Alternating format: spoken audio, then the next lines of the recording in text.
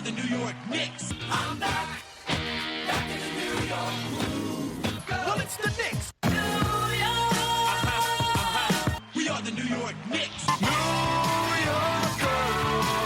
For this new season we're about to enter, the Knicks taking no shorts, just like winter. New York, New York. New York be about the Knicks, huh? But the best thing about New York City is K-N-I-C-K-S. Everybody say go New York, go New York, go! Hey everybody, welcome to the New York Knicks Show, episode 382, part of the Almighty Baller Podcast Network and Dash Radio. I am Jay, and with me is Mark. Yes, we are live on Dash, I think, maybe this week, who knows. And we're excited to announce also, do you want to make the big announcement, Jay? I don't want to steal a spotlight. You can. We are making a big partnership and releasing a brand new pair of sneakers. Mm-hmm. As part of the, I don't know if everyone knows, but we've partnered with LeVar Ball, and we are the Big Baller sneakers are part New York Knicks podcast and part Alonzo Ball. Lonzo Ball is keeping $494, and we get the other dollar. Well, yeah, no, I know the sneakers are $500, and I know people haven't been talking about the New York Knicks as part podcast as being part of the this big sneaker promotion. But when you buy the sneaker, you'll see the big when you go and you look inside the sneaker, you'll see a big thing that says New York Knicks podcast. It's all over the sneaker, but you can only see it when you purchase it. And if you think I'm lying, let's wait till anyone purchases the sneaker. If anyone purchases the sneaker, we can be proven wrong. Until then, we're probably right. I think we'll never get to the bottom of this. We'll never. As soon as someone purchases one pair of sneakers and they look inside the sneaker and they do not see the New York Knicks podcast logo in there, then we'll be proven wrong. I'm telling you it's there, though. The most expensive shoe ever made from a guy who hasn't played 1 minute in the NBA yet and might be a bust. I mean, I don't care. I mean, you can try to make money any way you want.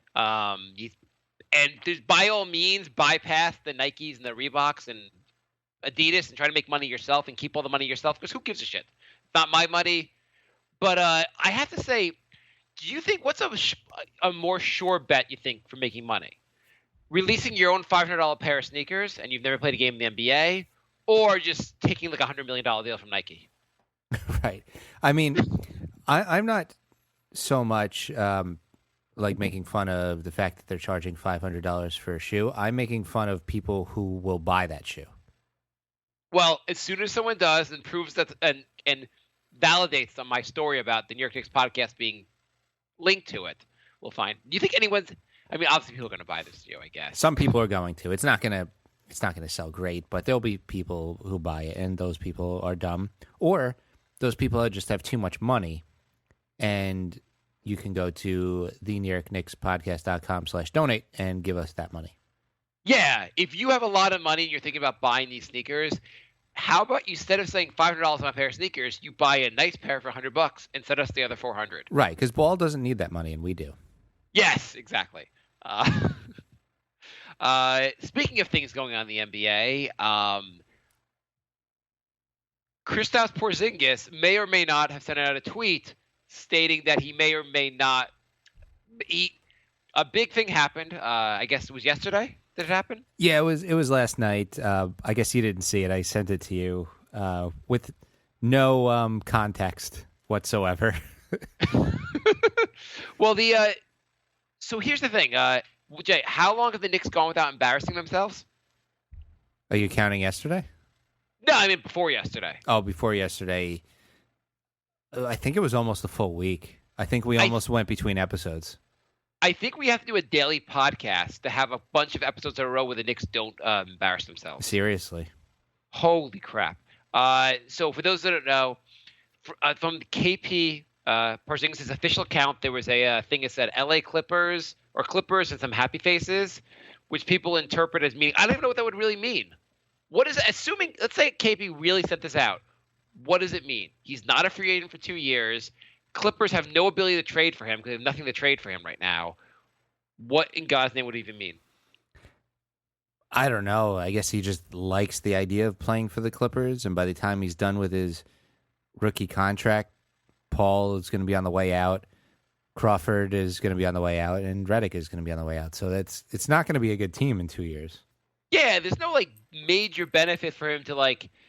If it said Celtics with happy faces, you can say, oh, maybe he's pushing the Knicks to get like work out a trade with the Celtics. I can even see the Lakers if you're all about the city. But well, I can also see it something where you're like, oh, that team has assets where I could push the Knicks. The Knicks could get pieces to justify a trade. The Lakers, I guess, have a lot of young guys. They have a high pick. I don't think the Knicks should trade KP right now, but you could at least see if he was pushing them to a certain city where it would make sense. So he said his Twitter account got hacked. Do you believe that? I believe the Russians, now that they're done with the election, they're moving on to more mundane, boring things like screwing with Knicks fans' hearts. I don't believe his Twitter account got hacked. I have no idea. I mean, things do get hacked. Like, Twitter accounts get hacked. It definitely do get hacked. There's no reason, like, he could have just, like, hit, like, someone sent him a Google Doc, and he was like, oh, this is from someone I'd never heard of, and it has big anti-spam things on here. I'll click anyhow. Maybe that happened. I mean, I guess if you're going to hack, making it so random and ambiguous like that is a really good way to hack it because it's not obvious. You know what I mean? Like, and taking it down 6 seconds later makes it like if it just remained up there, he could like say it's hacked and I can't even get it down. Right. No, but I mean, like, you know, a dumb hacker would have just said like, you know, balls or something stupid. But this was kind of like plausible that he could have tweeted that. So that's like, if it was hacked, that's a good hack.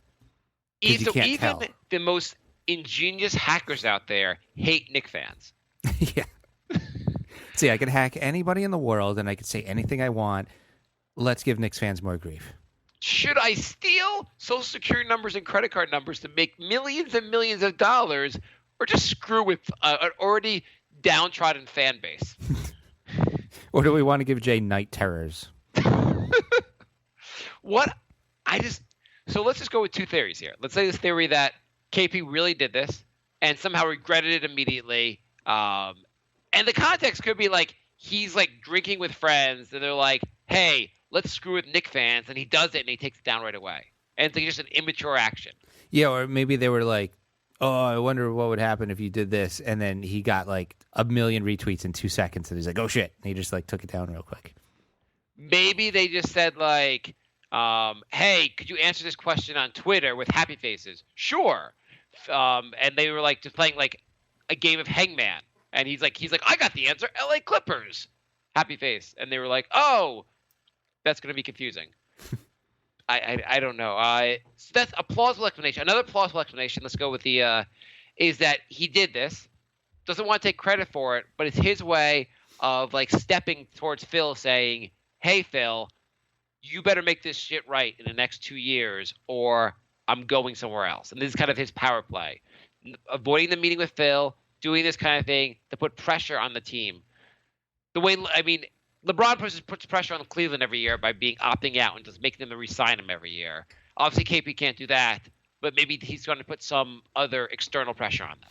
Do you want to just do what other shows do and claim we know exactly what happened? Sources are telling me. I know there are shows out there that just use like what I've heard, and they say what I've heard for what I just made up. What? Let's pretend we're one of those shows today. What would we say? A source in the know has told me that Porzingis is trying to bully up to Phil. What I heard was Phil is romantically involved with KP, and that's not being reported. You heard it here first. And only here. Only here. What I heard was this KP is coming to Melo's defense. And he was saying, Melo said he will tell the Knicks what teams he approves of them trading him through KP's Twitter account. See, we have the best sources on the show. What I heard was Melo was on his knees begging the Knicks, begging Phil to trade him. That's what I heard. That's exactly how it went down. I know. It's a fact. The other alternative is it was hacked. Weird things happened, and we should move on. how big of a news story is this going to be? Is this forgotten right away, or is this 6 months? Anytime anything goes wrong with the Knicks, and KP seems a little grumpy, like the Knicks are like next year when they say they're going to win it, when Phil says we're probably going to win the title this year, and they go down, they're 0-25, and KP has an off night, are they going to be like, well, KP probably going to leave that tweet? Remember that tweet? And are they going to keep citing this tweet? Yeah, absolutely. I took a screenshot. I'm going to keep retweeting. If he ever misses another team meeting again, I'm just going to repost it. I mean, how much does all this matter? So apparently, also Phil is going to fine KP because he was personally offended by KP not showing up to the meeting with him, which is understandable. Normal teams should fine players for missing out on these things. That seems reasonable, right? Yeah, I think I know where you're going with this, though. Where am I going with this? Well, KP could just turn around and say, well, how come Derrick Rose didn't get fined for doing something even worse? Apparently he was fined, supposedly. I don't really know. I saw somewhere else they claimed Derrick Rose was fined. I don't remember him being fined, but it's claimed somewhere, and we have no sources, so I don't really know. No, I have a source. What I heard was Derrick Rose was fined in Monopoly money. My source is telling me that Derrick Rose was not treated with as heavy a hand as Porzingis is. Why can't they ever just say who their source is? Why is this like? I get why they don't say the names, because a lot of times people are leaking information confidentially, and if you give up that leak, you're never going to get another leak ever again. But it also allows, and I understand that part of it, but it also allows some other people out there just to play pretend. Well, yeah, I mean that's the thing. When you claim you have sources, you actually have to be right, because if you're consistently wrong and saying you have sources, then you're just, I guess, a liar, or your source is the worst. Yeah. Anyway, the but I heard Woj saying that, like, people feed me information because I've never given up a source in my life, and well, it's also he seems like Woj just seems like someone that you hear a lot from him, and he seems to be accurate a lot, so you kind of believe things he says. Right. And he did actually an awesome. One of our fans, what Paul did, right? He alerted us to the Frank Isola was on the Woj podcast, and it actually was a pretty awesome discussion. Yeah, I thought it was really good. Yeah, whatever you think of Isola, it was a really interesting discussion about the Knicks. Isola seems like in interviews he seems kind of nice. It seems like his Twitter is almost kind of like a character. Yeah, it's like, oh, I'm going to be a jerk online. Like that's kind of, he has a jerk persona on Twitter, but when you hear him speak, he sounds pretty reasonable and like level-headed, and most of the things he say are pretty rational. Yeah. Like you hear this interview and everything he's saying, he pretty much blames a lot of Phil for a lot of things that have happened, but your arguments are fairly persuasive. Yeah. Also, Phil's record here is pretty persuasive also. But anyway, so is there more to discuss about the KP thing? No, let's not make a whole thing of this. It was worth bringing up, but I don't think we need to give it a 20-minute segment. Yeah, so anyway, and the update on the playoffs, LeBron swept the Raptors. Whoop-de-doo. Do you think LeBron is annoyed that he has to do these scrimmages before the finals? Yeah, probably. I mean, it's so ridiculous that he doesn't seem to ever lose a game before the conference finals. Why has he never been injured in his life? His secret, clearly not steroid trips to Miami. Okay, I just want to make sure. It's amazing how much better he is. Like, the thing is, I don't understand that he's great. He's amazing in player. It's just like, why is the East? No one can even challenge him anymore. He's so good. It's the I think it was during that podcast that you just mentioned where they were talking about how everyone from his draft class is either done or breaking down, and he's still like top 5 in the world. Yeah, everyone is basically like on like they're like Melo is it's healthy, but like even he's breaking down, and LeBron is like peak physical, might as well be 25 years old. Yeah, it's great. I mean, Bosh is done. Wade is clearly just about done. It's crazy. By the way, we have a Where Are They Now segment. Where Are They Now? Ex-Knicks. Where Are They Now? Focusing on defense for the Cleveland Cavaliers, J.R. Smith. Oh, my God. He said he's focusing on being a lockdown defender. I want to kill him. They've told him that they want you to be We want to put you on the best player on the team, the other team, to like shut him down. And JR is risen to the occasion. He had one really good game against DeRozan. DeRozan played well the next game, but Yeah, I think DeRozan was like 0 for 9 or 1 for 9 or something. It was disgusting. yeah. And J.R. Smith, I guess, like with you could focus him. And one of the ideas behind it also was if J.R. Smith could help shut down the best defender on the other team, then LeBron has more energy to like do LeBron stuff. And I hate you, J.R. Smith. I hate you so much. Yeah. All this, I don't know why the Knicks can't focus anyone, but also Michael Rappaport was just on the Bill Simmons podcast, which is also a great interview. So I have to do a slight correction from last episode. We got a fact wrong? No, it was more like an omission. So I named a 13 roster team of ex-Knicks that are in the playoffs right now. Yes. And I left out Matt Barnes. Oh. I know, that's a pretty big omission on my part. Left out. That is one of your lovers. How could I leave out one of my favorite players in the league? We also didn't mention how Larry Bird has left the Indiana Pacers for your bedroom. Oh yeah. Bird is stepping down. Not fired, stepping down. You can't fire me, I quit. Yes, the greatest. You can't. No, you can't speak it. I quit. I mean, that team. I feel like Paul George wants out, and Miles Turner's good, but you're really going to build a team around him. I mean, it's really what they're like. Paul George, your best player, is going to demand a trade all summer, and we're going to have to build around Miles Turner. Fine, I resign. Maybe he said, "I see, this team is going to suck, and I'm going to get blamed for it, so I'm going to leave while we're a playoff team." Yeah, no, I can't. Like, you probably also get like, I don't want to. He realizes he's got to go through a rebuild. And he's like, I don't have the energy for this. Yeah, I don't blame him. Yeah, no. Actually, going back to KP, we left off one thing also. After he skipped the meeting with Phil, apparently multiple teams have been calling the Knicks to get to inquire whether he's available. Oh God, Phil said he wasn't untouchable. And I wonder. I mean, when people called to see if Melo was available, Phil said, "Melo, are you available?" I really hope that's not his tactic with everyone. Hey, KP, the Celtics called. Are you available? That's how it works out. Trade. I don't know how contracts work. They asked, and like, I don't know. I assume I have to, like, when they make an offer, I have to pass it on to him and find out what he wants to do. Do you have a no trade clause? I don't feel like looking through paperwork. Doesn't everyone? Melo told me they were standard. I didn't even ask my lawyer. So what one thing we want to do with the show is the draft lottery sucks. Would you agree? Yeah, it's terrible.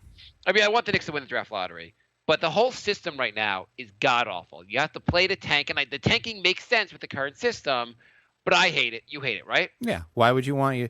I mean, we've been rooting for our team to lose since February, and like, I hate that. And also, you spend your whole season rooting for your team to lose, and then a ping pong ball comes up, and that's how it all culminates in a ping pong ball. That is such a lame way for it to end. Yeah. Do we have a better system, Jay? I think we just came up with a better system. We've talked about this before in the show, but now we're gonna pretend it actually is happening. Yes. We're gonna take the bottom 8 teams, and we're gonna put them. What I think is the bottom 8 teams should play on a single elimination tournament, and with the winning team of the whole tournament getting the number 1 pick. That way, you want to be bad, but not bad enough that you can't win the tournament. Right. And so we are going to take the bottom 8 teams. And so here's a question for you. Mm-hmm. When doing this, if you've traded for that pick, say you're the Celtics, you traded for the Nets, do the Celtics get to play in this tournament, or the Nets have to play in the tournament? No, it's technically it's the Nets pick. You're just using the Nets pick, so the Nets get to play. Yes, because that's a much more fun way, and totally screws the team that traded for him. It sure does. Yeah.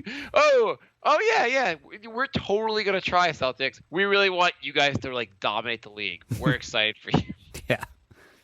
So the first round matchup, we have the Sacramento Kings versus the the Brooklyn Nets. The New Jersey Nets of Brooklyn. The New Jersey Nets of Brooklyn. I mean, I'm sure Brooklyn's excited. What percentage of Brooklyn doesn't realize they have the Nets? I mean, it's such a hipster area. They probably don't even watch basketball. Okay, so the this game will be played. It's against Sacramento. I think the team with the worst record gets home court advantage, right? That's fair. So this game is being played in Brooklyn. Celtics fans are like all over the arena just cheering. There's not a single Net fan there because there's not a single Net fan in Brooklyn. There's two skinny jean fedora wearing hipsters who don't know that the Celtics have their pick. It is hacky sack giveaway night.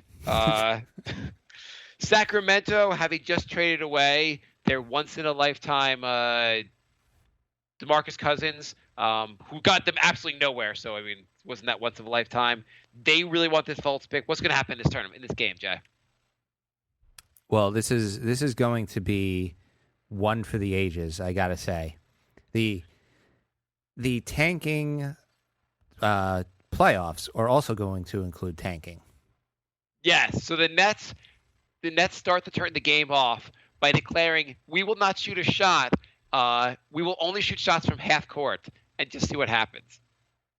Yes, and they still have trouble. Sacramento still has trouble covering that.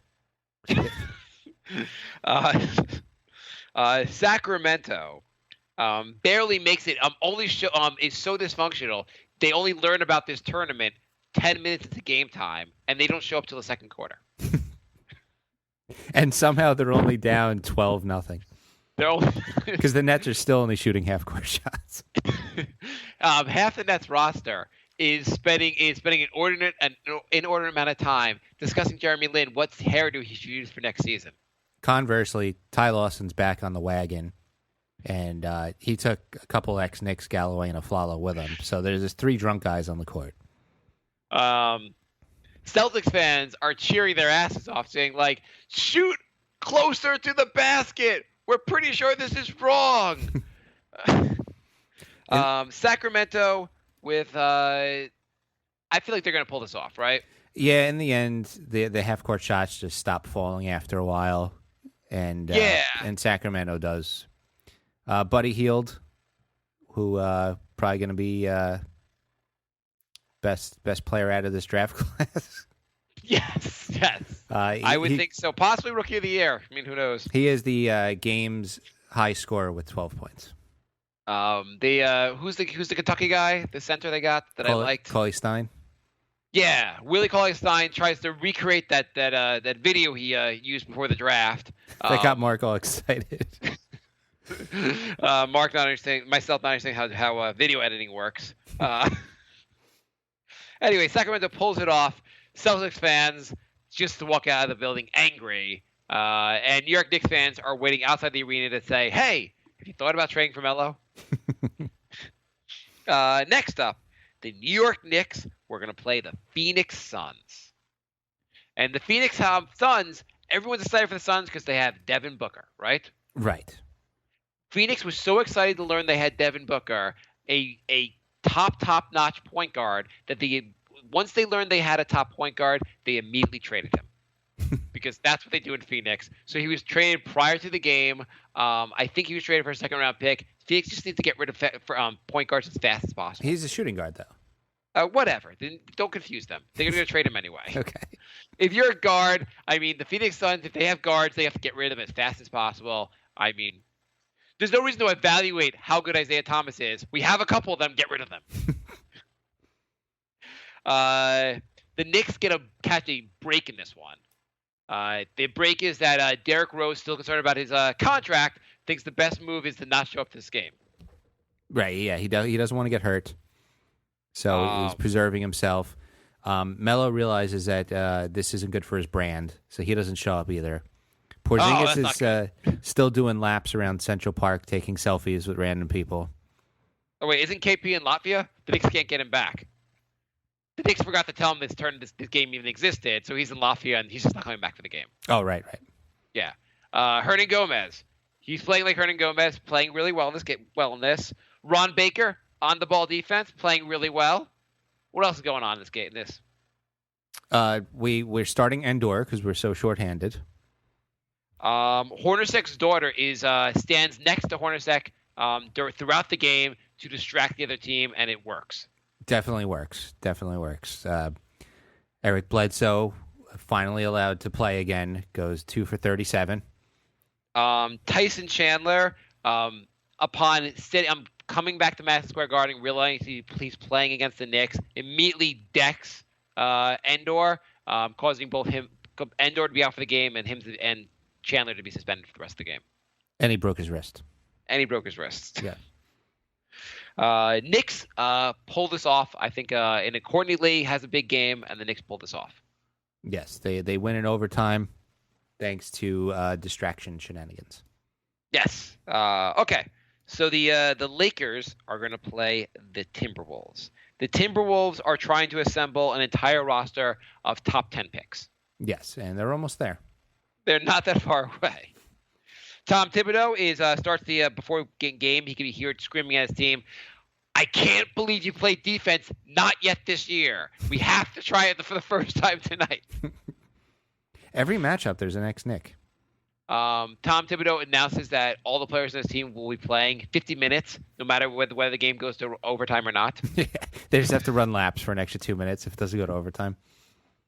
We are going to break you no matter what. They're doing laps during timeouts.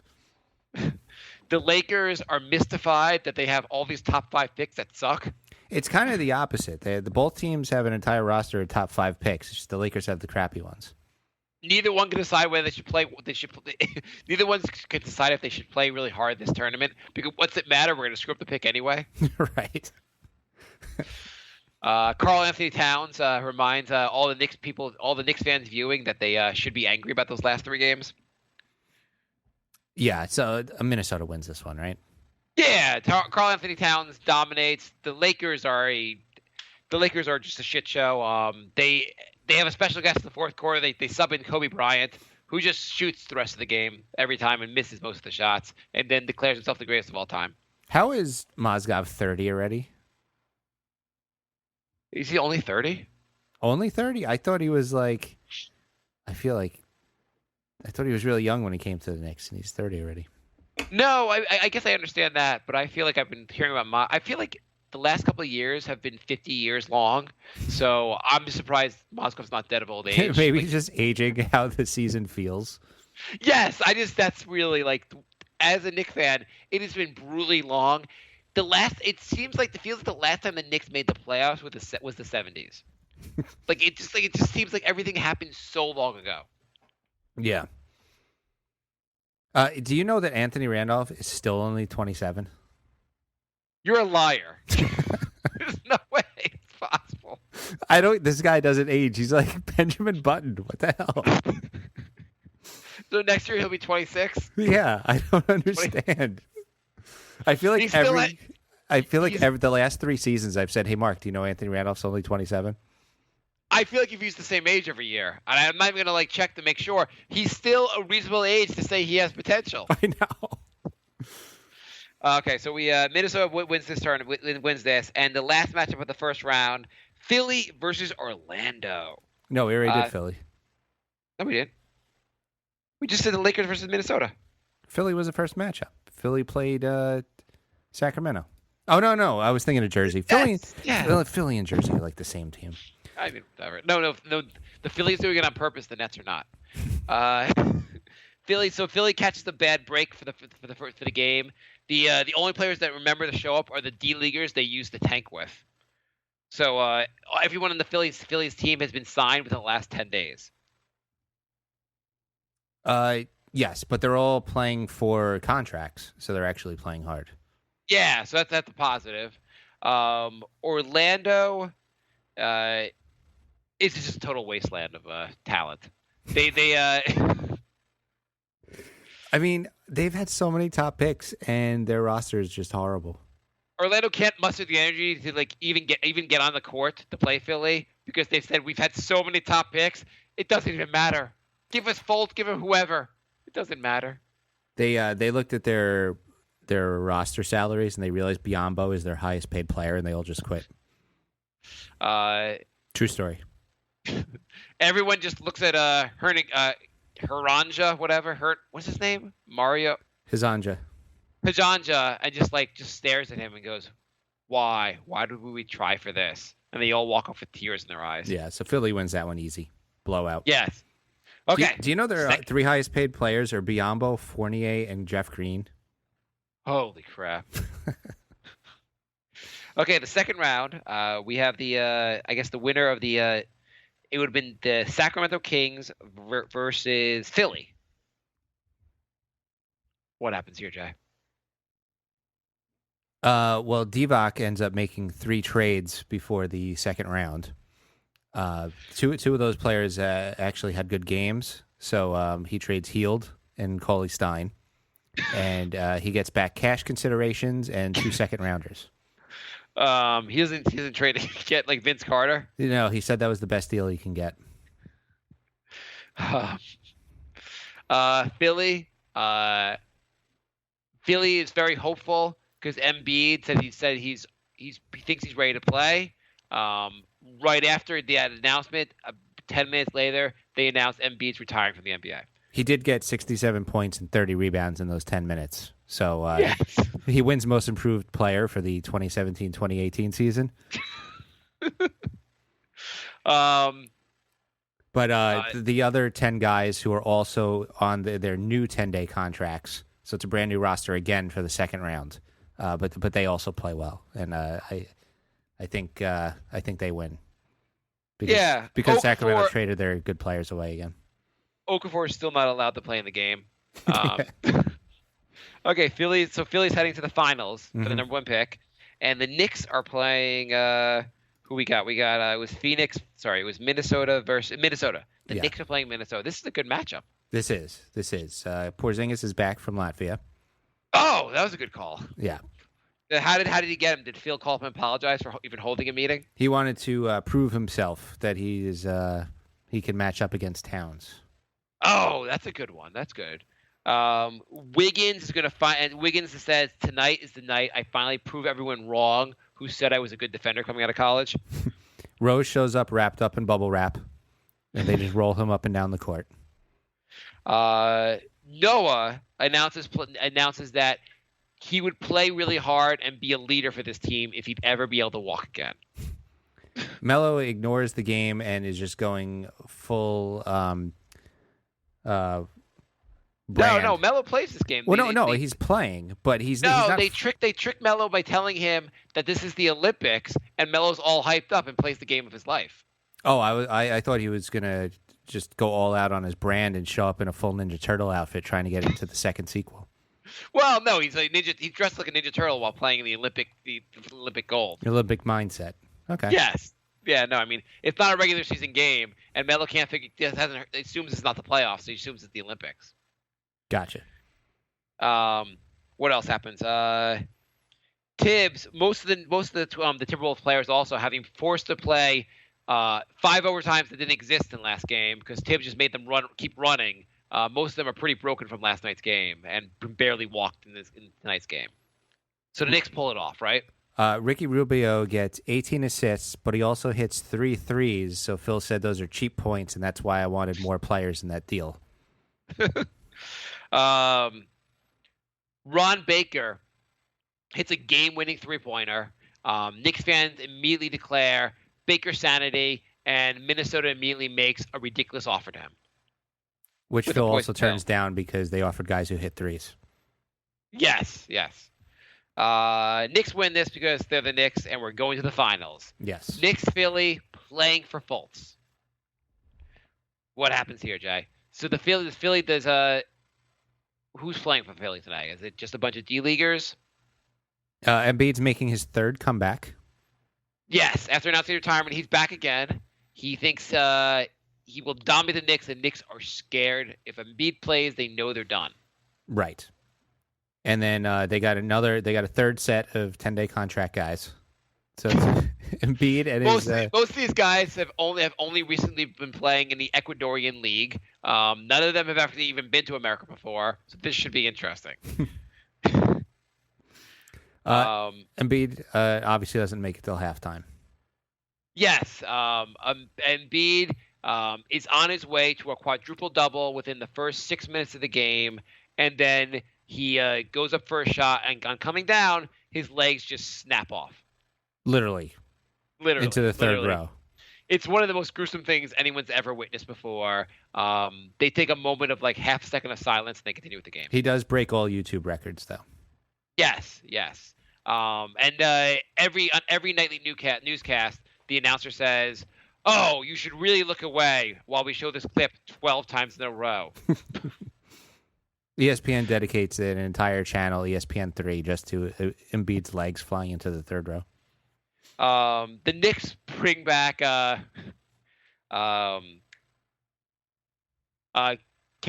Kenyon Martin for this game. He may be almost 40. He may be in his 40s and completely been done from the league for years. But Kenyon Martin comes back and leads the Knicks to victory. Culture. He said, "I'm tired of this bullshit." Oakley comes down as the coach of the team, and they win that goddamn game. It's a and coup. We get Fultz, and Phil immediately says, "Fultz is not the kind of guy I would like to use in the triangle." So we win, but we don't get Fultz anyway. Yes, exactly. Fultz, Phil trades down Fultz to get that 7-foot white guy. Yes. Who Phil has never actually seen play either. Phil just has said, "I don't know. You scouts, you just look at the players. Let me know who you want. I'm not going to watch game footage because that would be too much. That would be too much work for $12 million a year. I can't be bothered. I can't be bothered." Did you know that Phil never went to scout KP in person? It's disgusting. Is that weird? Yeah. Like, I don't know. Like you're like the number one draft, like your top draft pick. Like, you don't just make the trip over there before the draft to make sure you like his physical tools. You don't meet him. I know you have your scouts and you trust your scouts, but don't you want to see him in person because you're basically a lot rides this for you if you give a shit about your job. Yeah, it's kind of an important decision. Yeah, that's just. Anyway, so Knicks win the Knicks win the tournament, and this is by far the best way. This would be the most exciting game ever to watch. If you saw the Knicks Philly with the idea the Knicks would get Fultz if they won, the ratings would be insane. It would also be interesting if they did something like this, because what if you're the Knicks point guard and you know if you win this game, your job is replaced? Oh, you're saying Derrick Rose would throw the game? I'm saying there's potential for that for each team. You know, like last year, if you're Minnesota and you're in the finals and you're whoever the hell they were running out at center that year, you know, do you really want to have a good game? Yeah, maybe Derrick Rose, he protested in a game. He's like, "I will not drive, just drive the basket. I'm going to pass it off every time, and I'm not going to take it to the hoop." Records 18 assists in what people call Derrick Rose's greatest performance ever. He's like, "I'm just going to pass and shoot threes." Yeah, and the Knicks are like, "Oh, we don't even know what to do." We got questions. Yes. Do we have anything? I don't think we have anything on Twitter. What do we have on? As we don't ask for anything on Twitter. We are at NY Knicks Podcast on Twitter. Okay. Email? nyknickspodcast@gmail.com. Miles writes, "Hi, last year we had Noah and Rose, possibly the worst trades of the last 10 years. Since Phil is still in charge, next year will be even worse. Any bad ideas for Phil? I'm thinking Evan Turner, one of the ugliest players in the league, Rajon Rondo, locker room issues, Chandler Parsons, injury prone, Ty Lawson, drinking problems, my grandmother, why the F not?" They have to be getting Dwight Howard. Come on. Yeah, it's got to be a big name, and it's got to be way past his prime. Or the Knicks make a big move. They trade Hernan Gomez and their draft pick to get Hardaway back. Like something that's not even just a bad move. That's like painful for them to do. Wouldn't it be funny if they just traded all their assets to get all the players back that they had originally? And it feels like every one of these players was in the playoffs last year. We're bringing back a playoff culture. We're bringing back Trevor Ariza. We're bringing back Jamal Crawford. Well, our strategy as the Knicks is to let all the players. It's like what the I think the Amish do. They say go off into the real world, see how things are, and then come back to us. The Knicks are like, go off in the real world, get some playoff experience, get some real culture, come back to us. See, other teams are suckers because we're just using them for player development. Once they're developed, we'll get them back. You saw what we did with Marcus Camby. We set him up for player development, and then he came back. And if he had been healthy for one game for us, it would have been awesome. Look at it. Crawford's been developing for 9 years. I think he's just about ready to bring a championship to New York now. Zach Randolph, ready to go for a title now here in New York. We're going to bring them all back. Felton, he's finally playing the way we'd like. Barely. We're gonna make them all starters and expect them to carry the franchise now that they're in their mid-30s. Are there more email questions? Yeah, Sam writes, every day on Twitter I read about how LeBron is breaking all these records. Whoopee. The guy has never had minor/major injury in 13 to 14 years. What the F do you expect? It's kind of scary he's never gotten hurt. Is he on HGH? Ooh, look at his hair. What the F, guys? The Raptors series is unbearable to watch. P.S. I hate LeBron because after he lost to the Mavs, he said people who rooted for him to lose can go back to our miserable lives. After that day, I hated his arrogant prick-ass F that guy. I'm not saying he is on HGH, but I'm saying I think he is. So the Cavs coach, Tyronn Lue. Now I heard this first on the Michael Rappaport said this on the Bill Simmons podcast, and I had trouble believing this really. Bill Simmons had trouble believing this was real. Tyronn Lue said he considered the coaching the Cavs to be the toughest job in all of sports. Well, he also said he thought LeBron should get MVP every year because he's the best player because he doesn't know what the word valuable means. I'm going to say I could coach the Cavaliers. I'm going to say if I just was standing there and I said, LeBron, do your thing. And, as far as everyone else, LeBron, you talk to them since you're the coach anyway. We'd probably be pretty good. Yeah. I'm going to say I could get to the finals with coaching the Cavs. What about you, Jay? You think you get the Cavs to the finals? I think I can get the Cavs or the Warriors to the finals at this point. And that's how much I think they don't need a coach. Yeah, it's such like, what you guys did the last 86 games? Yeah, do that for like 4 or 5 more. I'll be over here. I'm going to say a harder job in coach is even getting 31 wins out of the Knicks. That's a harder job in coaching. Yeah. That would be, I think, they should start rewriting the coach of the year thing should go to the team that's so dysfunctional that we're shocked that the coach got as many wins as they did. Forget the finals. Like Hornets, that had to deal with. He had to deal with Rose, Noah, Phil. Like we're shocked you broke 30, Hornacek. You are definitely coach of the year. Yeah, exactly. What else we got here? We got an email from Ore. It says, hey guys, free agency is coming up, meaning it's Hakeem Noah anniversary soon. Can you name any positive things he did this year? I can only remember that one time he posterized the Greek Freak. He had a couple good games early in the year. You know, I was just looking at his game log, and his third game of the season, he had 16-9, and 4 games after that, he had 18 rebounds, 4 points. No, we were watching him early in the year thinking he didn't look that bad. We were not so unhappy with him a couple games into the season. But by the 10th game of the season, it was over. Yeah, it was over pretty fast. He was injured pretty fast. I mean, the whole thing's a goddamn travesty and a joke. I'm like, thank God they wouldn't sign him to a multi-year deal. He basically got injured for almost a month after the 10th game. Then he came back and had 14-16 and 15-16, and then he kind of got injured again, and then that was it for the season. You know what my favorite argument is? When people are like, well, no, like a lot of guys get injured. They're like, Durant got injured. A lot of guys have missed a lot of games. Blake Griffin's got injured. Like, you can't just say no one gets in. Like, it's just like bad luck. And I'm like, oh, yeah. Well, you know when a guy coming off 2 years of terrible play and been injured most of the time, you don't do a 4-year deal. No, you definitely don't. Yeah, if you said if they signed him to a 1-year, $15, $18 million a year contract, people would have said it's not the best deal, but no one would be going crazy about the Noah deal. Right, it's a gamble. It's a gamble. It's the 3 years that are unaccounted for yet is what everyone's like wants to just shoot themselves for. Yeah, what Phil did wasn't so much a gamble. It was just like, I'm going all in on number 9.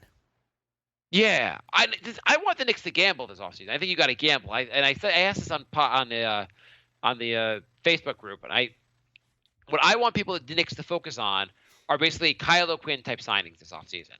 Find guys who have not been, like, for whatever reason, because they're the team, because of depth in their team, or they haven't got a ton of minutes yet, who have a shot of maybe taking it to the next level, or guys who were high picks who just haven't worked out and might need a change of scenery, and gamble on those guys and like shorter term contracts and see how it goes.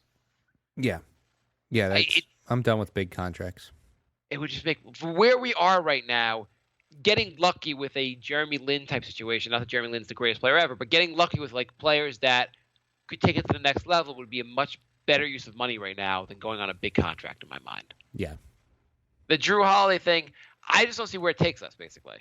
He's injury prone, and They also don't even have the money to sign him. A max deal, I don't think the Knicks have a max deal for him. no, they have $19 million. We talked about this last episode. We have $19 million, and max contracts more than that.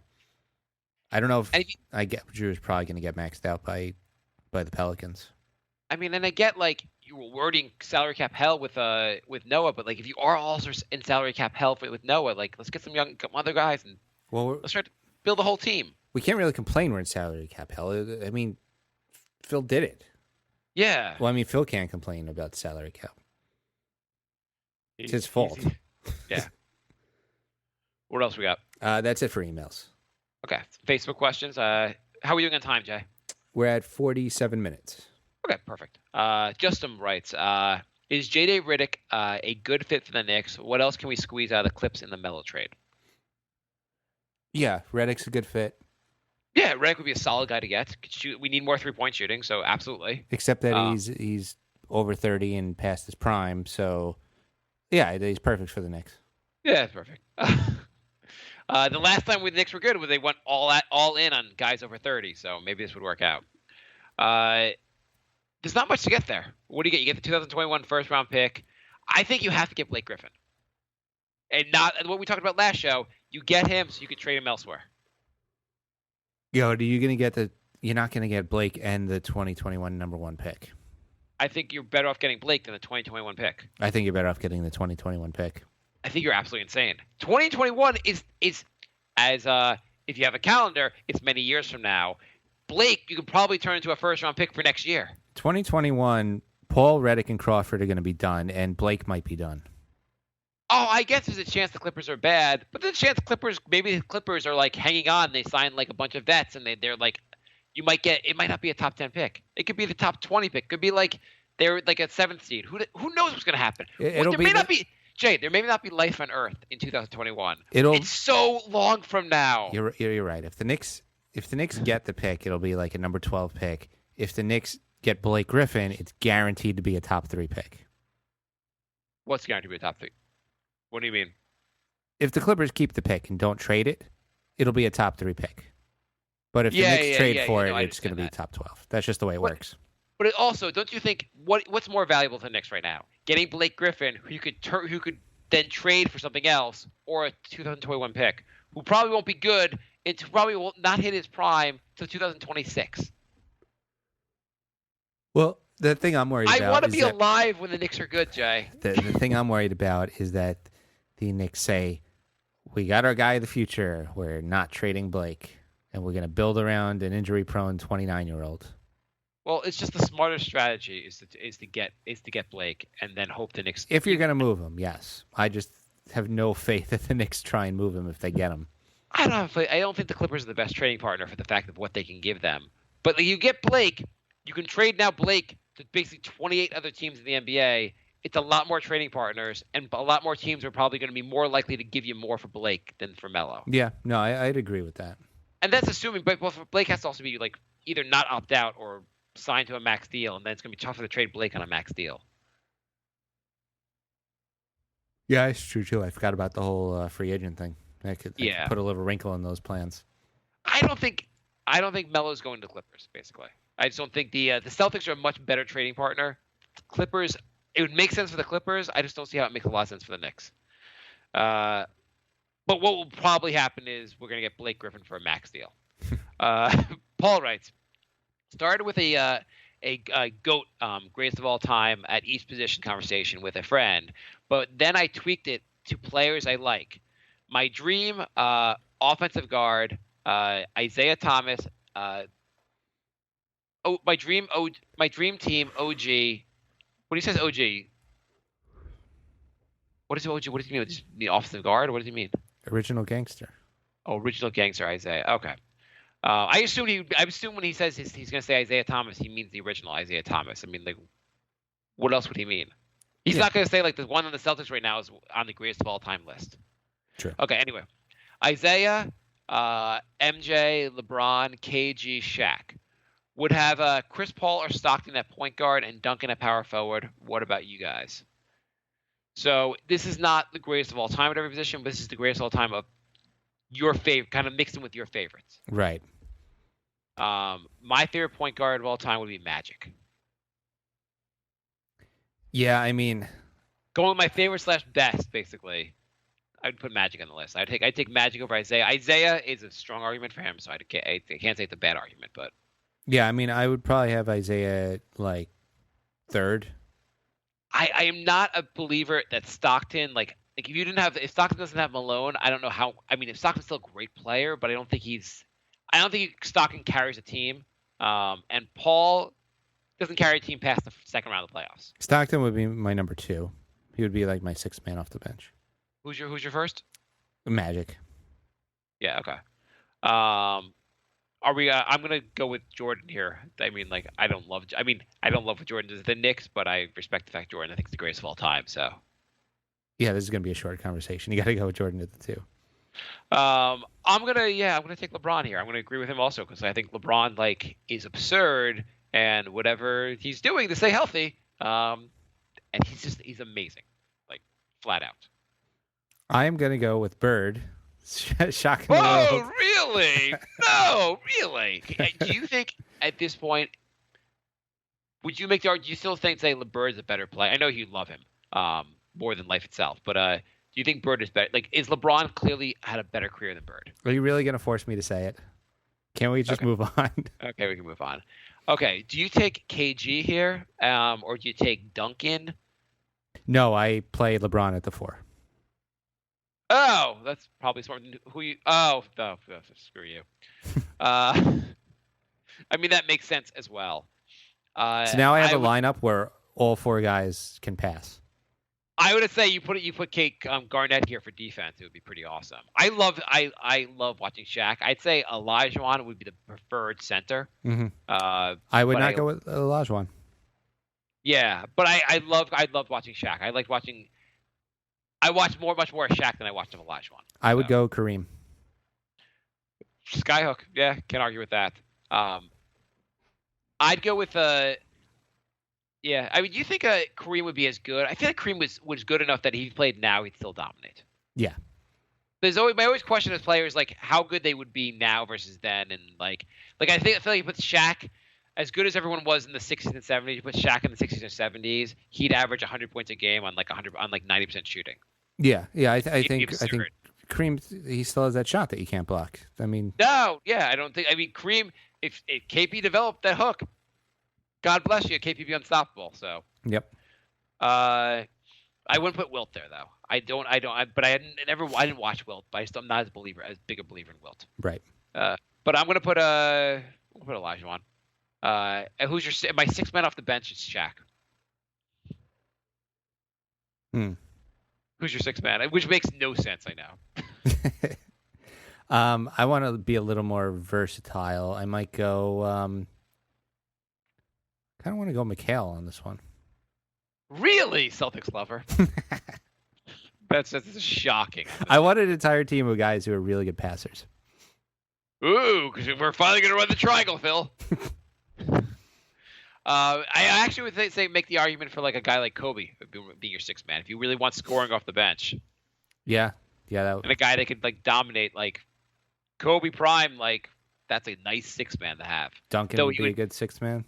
The problem with Kobe as your 6th man is it would be immediately a problem when you called him your 6th man.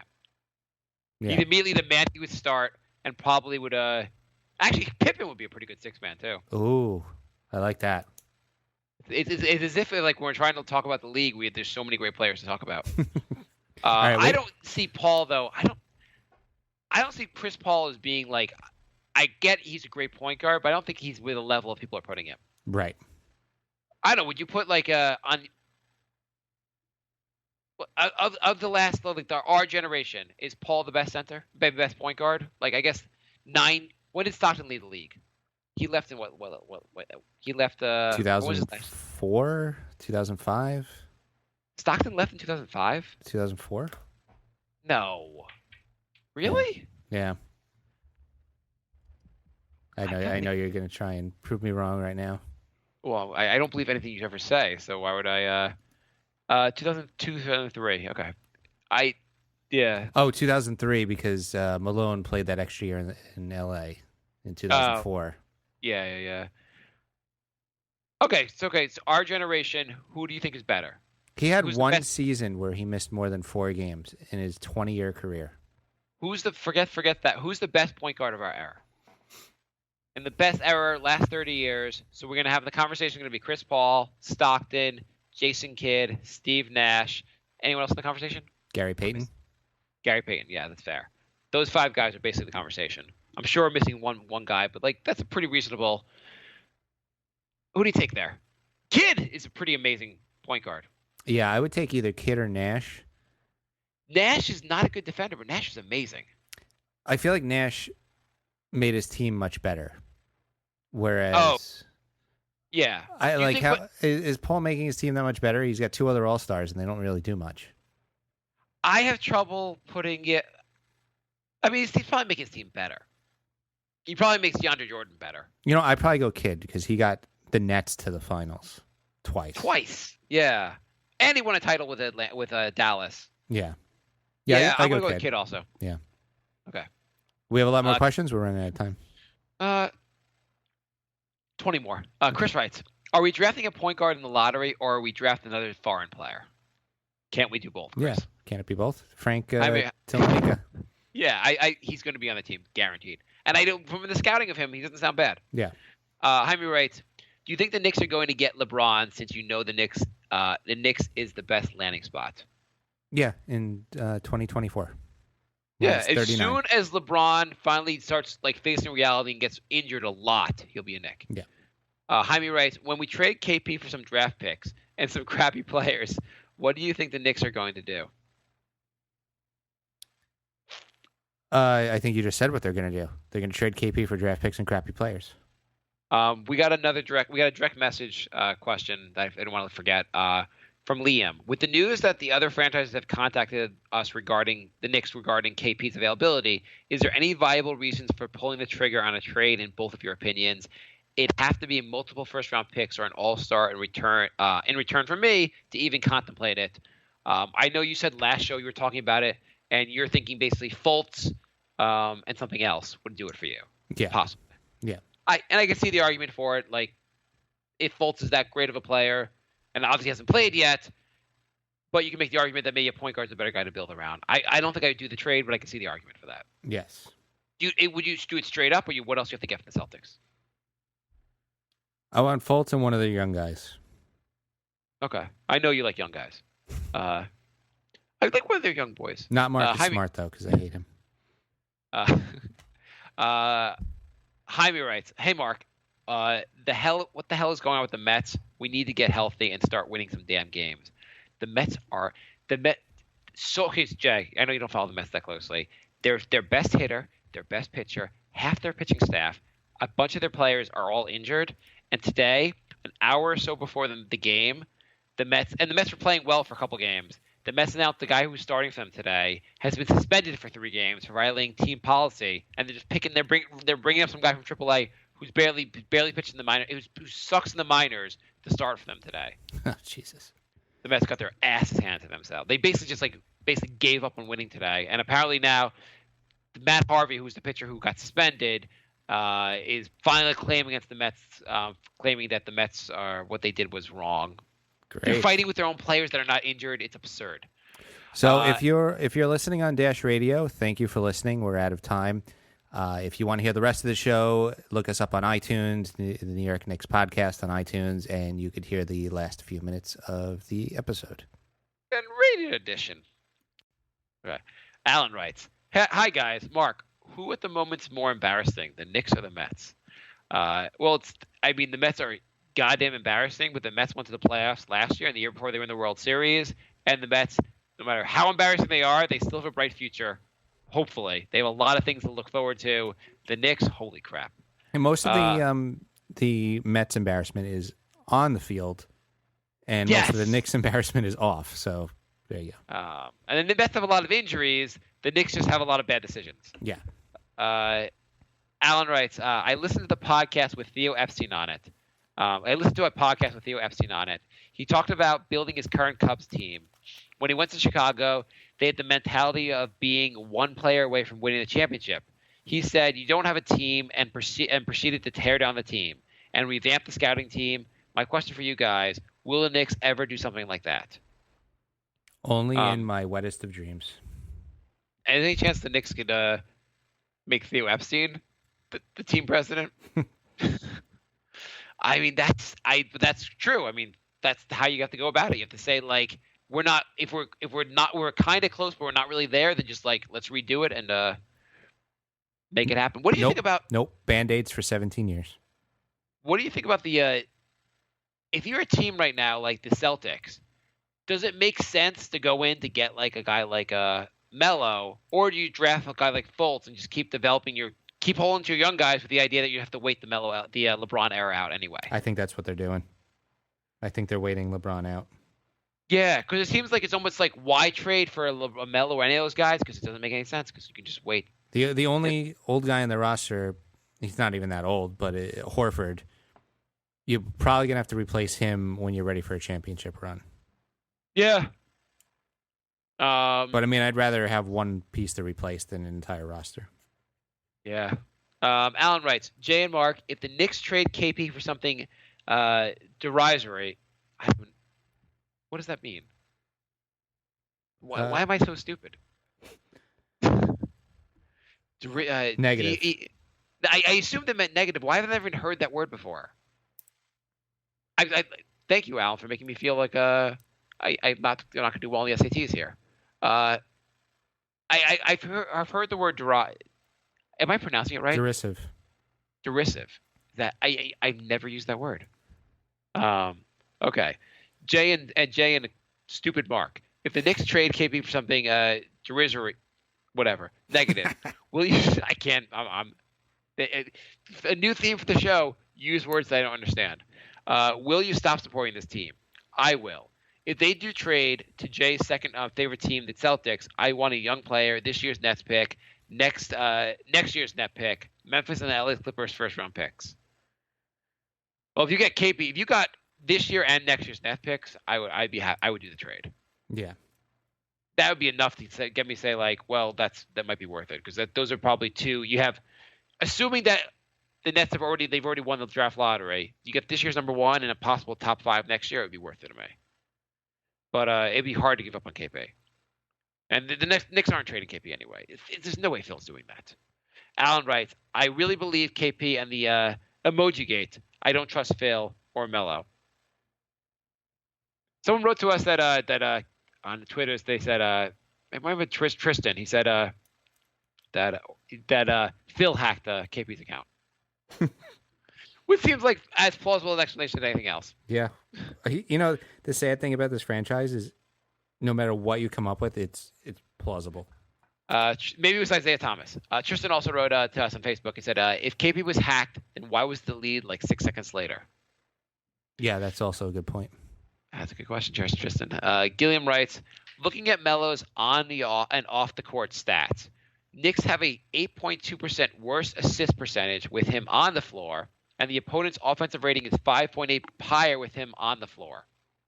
Do you think this could impact his trade value, maybe a little more than Phil saying what everybody knows?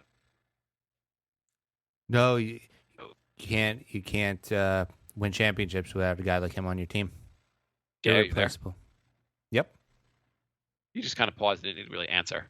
Oh, Are you looking for? no, what do you- Skype glitched. I was saying you can't win a championship without a guy like him on your roster. You gotta have a guy like that on your roster. He's amazing, and we don't want to ruin his trade value by discussing this any further, Gilliam. I just think what I think hurt his trade value more than anything was that Phil just telling the league, I'm desperate to get rid of him. I think what hurt his trade value more than anything was his play on the court. Does any other GM in the league have a press conference at the end of the season to explain why their team's best player should want to leave? That is just the most insane thing I've ever heard. And whatever you want to say to defend Phil or knock Melo, how do you have this press conference? No matter what you think, say it behind closed doors. Not the first time you speak in ages. It's absolutely insane. I think Melo should want to leave here and pursue a championship. He should be dying to get out of here. Anyway, we need to get something of value for him. And I hope my trade value is not ruined at all by me saying how horrible it is to have him here. Gilliam writes, I am 100% against trading KP, but just for fun, Boston is the team that has the most assets to offer. What packages would make you think or accept from those assets? Here are the choices. Oh, I thought he was going to give us choices. He just said a bunch of things. He said Bradley. He listed what they have. Bradley, Crowder, Jaylen Brown. So I would say it has to be, for me, the 17 pick, and the 18 pick would do it for me. But the 17 pick, if you want to combine it with players, I'd say like a Jay Crowder and a Jaylen Brown would do it for me. Or maybe a 17 pick and maybe a Jaylen Brown. I don't know. Maybe the Celtics pick from 18. Mm-hmm. I don't know. But one of the other things he says here is taking on Noah, and I'm not making this trade for him to get rid of Noah's contract. Chris Herring or Tommy Beer, one of those two was suggesting the New York sends Carmelo Anthony to the Raptors for Carroll, Corey Joseph, Seacom, and Toronto's 2018 first-round pick. Done. I think that people only want that to happen because they want a weekly Beast Report. It would be funny that like every bit we develop, that player is now on the team the following year. Seriously. Go from Rose to the Beast Report. Gilliam writes, I want to make a comment on the cheap points thing. By the way, if that actually happens, then we have to come up with a recurring bit for like Towns or somebody actually good. Yeah, that's true. Gilliam writes, I want to make a comment on the cheap points thing Phil said. I think he was referring to the fact that star players generate cheap points for role players, like Harden does for his teammates. Now KP is getting cheap points, which are great if you can, thanks to Melo taking attention away from him. But if he wants to improve as an all-star, he has to try the difficult job, even if he fails, because if he doesn't, he won't improve. Thoughts? No, Fair point. All points count. No, I mean the point he's saying is that if you're wide open because the other guy draws the attention away, then it's not as like it's great you make the shot, but you need to be the guy to draw the attention away. Those are the shots you need to work on. You hitting open threes, that's wonderful, and you need to do that. But you need to also work on basically you need to work on when like a 6'5" point guard is guarding him, or Marcus Smart is guarding him and shutting him down, which he's taller and he can basically he should easily score for Marcus Smart every time. Right. So that's what I think that's what he's saying. But who the hell knows? Because Phil could have come out and just said that. True. It would make it a lot easier instead of speaking in hieroglyphics. No, that's totally a fair point. But why do you call the guy out? Why again? What GM holds a press conference at the end of the year to call out their young rising star player for his pointing out his deficiencies in their like end of year press conference? Yeah. Who are you typing to? What are you doing? I'm not typing to anybody. I hear you typing. Well, you're hearing things. Oh, you're just a liar now, aren't you? My source is telling me you're typing. You heard my mouse click. Yeah, this is what I heard. That's what I heard. That's how I hear my sources. I don't know. What do you think? Any comments on the cheap points beyond that? That's a positive spin on it. I like that. We'll go with that. Okay. Just so I don't get too furious before the end of the show. Okay. Last question. Paul writes, "How much would you pay for Beverly?" And he's I am not clear if he's saying how much you'd pay if you're the Knicks to get him, or he's saying how much you'd pay for one night with him. Let's go with the former. I would say 12. Over 3 years, like $36 million over 3 years. Yeah. That seems pretty reasonable. I mean, his health history doesn't make me want to pay more or give a longer contract. Yeah, but he doesn't, and he's not versatile enough to make you think. Why would he leave Houston? He wouldn't. Yeah. I don't know why any free agent is going to leave their current situation, unless it's obviously you have to always overpay free agents. But anyone who's in a good situation is likely going to be re-signed by their team. Why are you going to come to the Knicks to suffer with the Knicks? Right. What did we learn today, Jay? We learned a much more fun and exciting way to give out draft picks. Yes.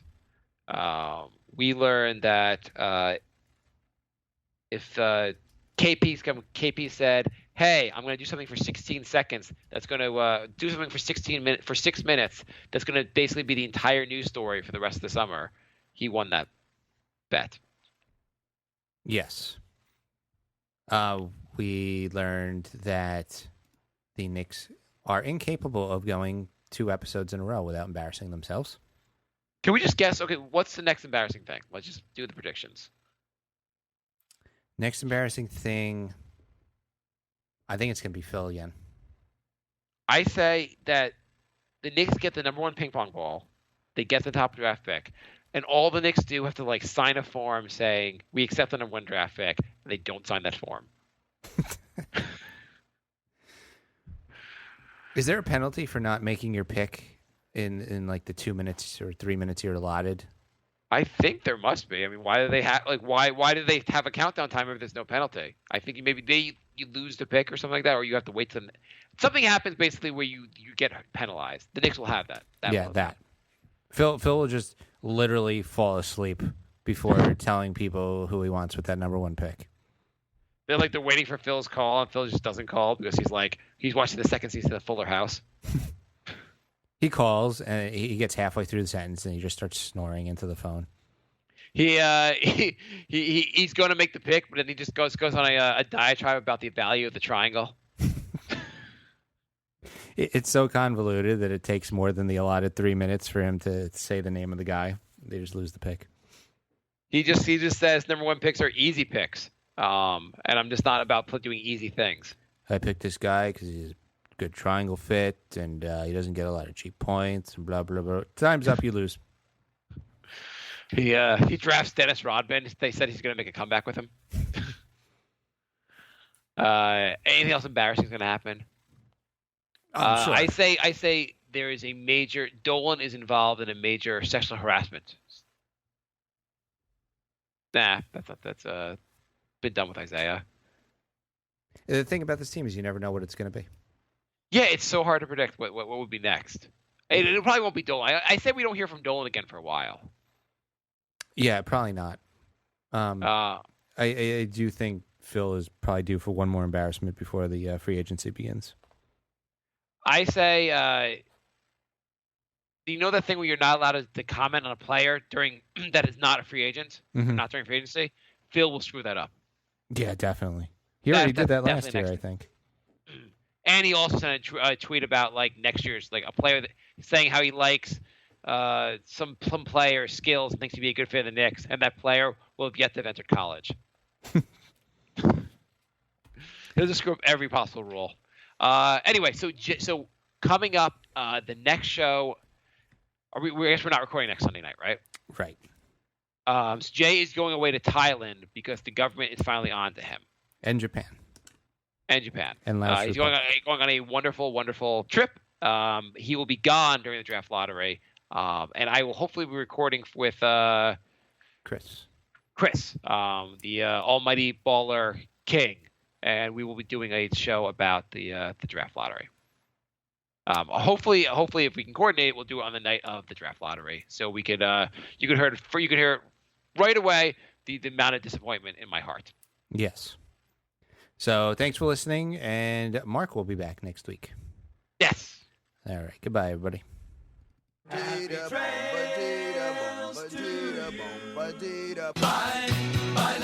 Goodbye, everybody. It's all over. Goodbye. It's time to go. This is the end.